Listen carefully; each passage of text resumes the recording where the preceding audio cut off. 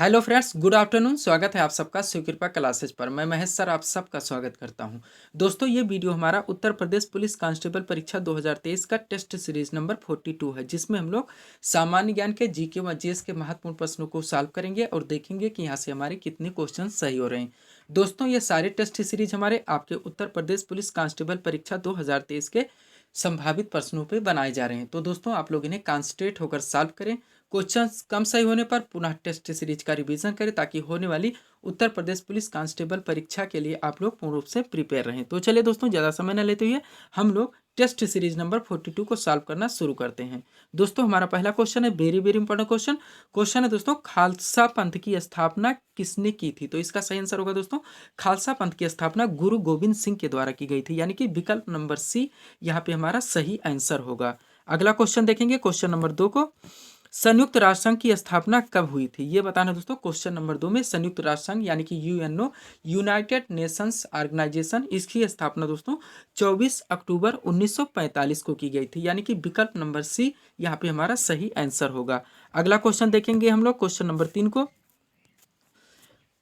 निम्नलिखित में से कौन सा युग्म सुमेलित नहीं है? यानी कि हमें असत्य कथन का चयन करना है। ए नंबर है सोमनाथ मंदिर, सामने गुजरात है। बी नंबर कामाख्या मंदिर है, जिसके सामने असम है। सी नंबर रामनाथ स्वामी मंदिर है, जिसके सामने तमिलनाडु है। और डी नंबर महाबोधि मंदिर है, जिसके सामने कर्नाटक दिया गया है।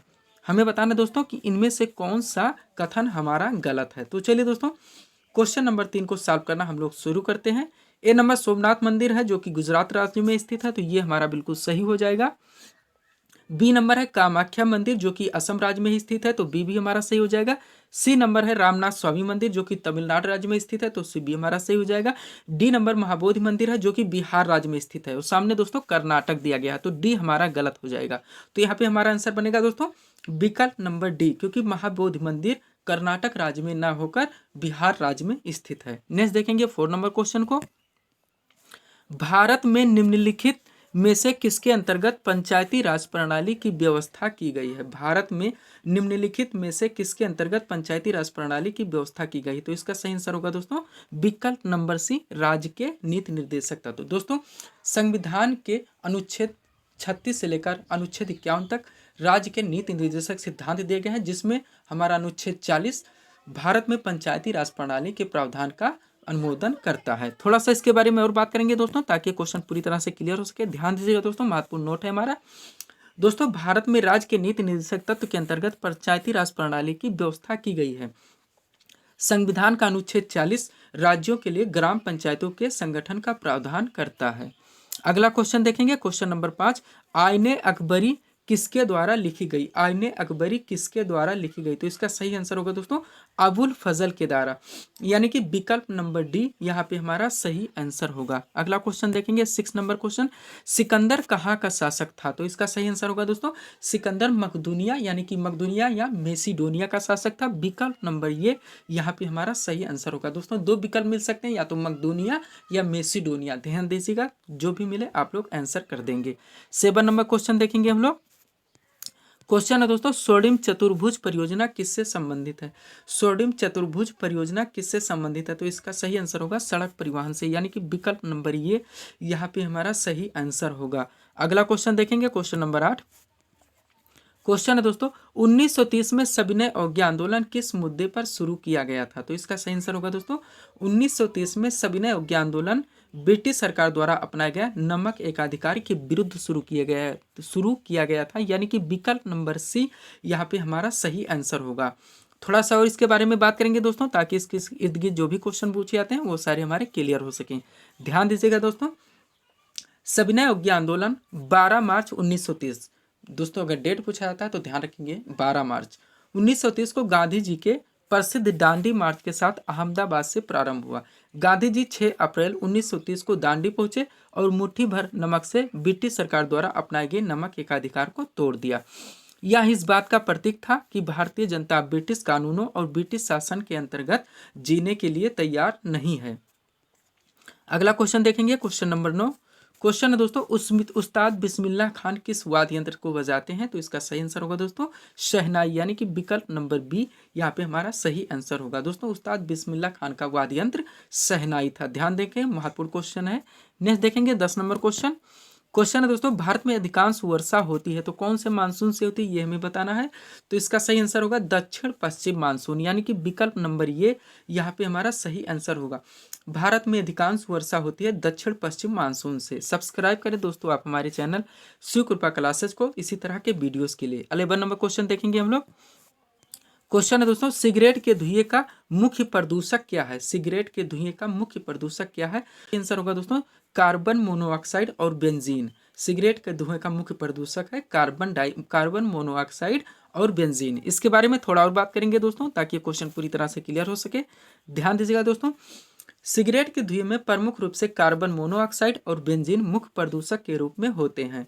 कार्बन मोनोऑक्साइड रुधिर की ऑक्सीजन परिवहन क्षमता को कम कर देता है, जबकि बेंजीन कैंसर कारक होता है।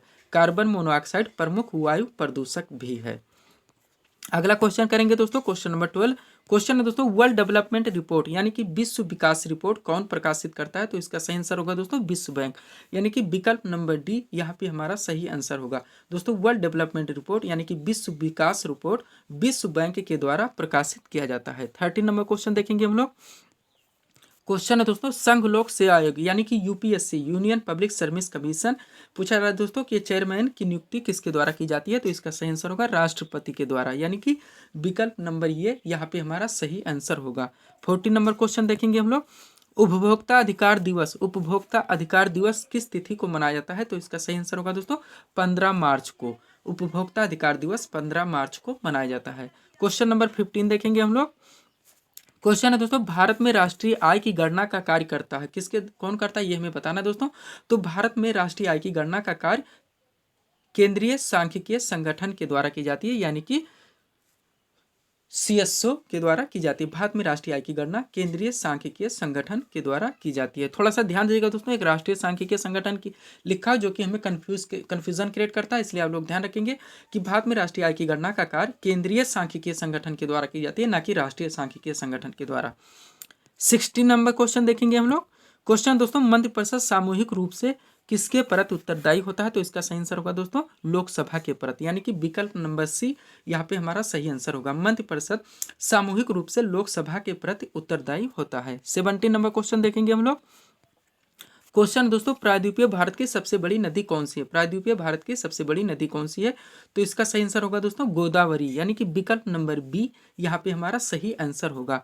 18 नंबर क्वेश्चन देखेंगे हम लोग। रक्त में लाल रंग किसके द्वारा होता है। तो इसका सही आंसर होगा दोस्तों हीमोग्लोबिन के कारण, यानी कि विकल्प नंबर बी यहाँ पे हमारा सही आंसर होगा। रक्त में लाल रंग हीमोग्लोबिन के कारण होता है।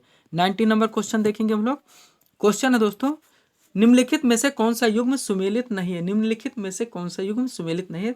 ए नंबर है कथकली, सामने केरल दिया गया है। बी नंबर भरतनाट्यम जिसके सामने तमिलनाडु दिया गया है। सी नंबर यक्षगान है, सामने कर्नाटक है। डी नंबर कथक है, सामने आंध्र प्रदेश है। हमें बताना है दोस्तों इनमें से कौन सा विकल्प हमारा गलत है। तो चलिए दोस्तों क्वेश्चन नंबर 19 को सॉल्व करना हम लोग शुरू करते हैं। ए नंबर कथकली है जो कि केरल का शास्त्रीय नृत्य है, बिल्कुल सही हो जाएगा। भरतनाट्यम तमिलनाडु का शास्त्रीय नृत्य है, ये भी बिल्कुल सही हो जाएगा। यक्षगान कर्नाटक का है, ये भी बिल्कुल सही हो जाएगा दोस्तों। वह कथक उत्तर प्रदेश का है, न कि आंध्र प्रदेश का। तो यहाँ पे विकल्प नंबर डी हमारा गलत हो जाएगा। नेक्स्ट देखेंगे 20 नंबर क्वेश्चन और इस टेस्ट सीरीज का दोस्तों लास्ट क्वेश्चन। क्वेश्चन है सांची के स्तूप का निर्माण किसने करवाया था। तो इसका सही आंसर होगा दोस्तों सांची के स्तूप का निर्माण सम्राट अशोक के द्वारा कराया गया था, यानी कि विकल्प नंबर बी यहाँ पे हमारा सही आंसर होगा। तो ये थे दोस्तों 20 टॉप एमसीक्यू जिसको हम लोगों ने यहाँ पे सॉल्व किए हैं। उम्मीद है दोस्तों सभी लोगों ने सॉल्व किए होंगे और देखे होंगे कि यहाँ से आपके कितने क्वेश्चन सही हो रहे हैं। तो दोस्तों इसी तरह के वीडियोस के लिए आप हमारे चैनल शिव कृपा क्लासेस से जुड़े हैं, चैनल को सब्सक्राइब करें ताकि हमारे द्वारा दिए जाने वाले सभी वीडियोस आप क्रम से सबसे पहले देख सकें। तो मिलते हैं दोस्तों हम अपने अगले वीडियोस के साथ। Thanks for watching.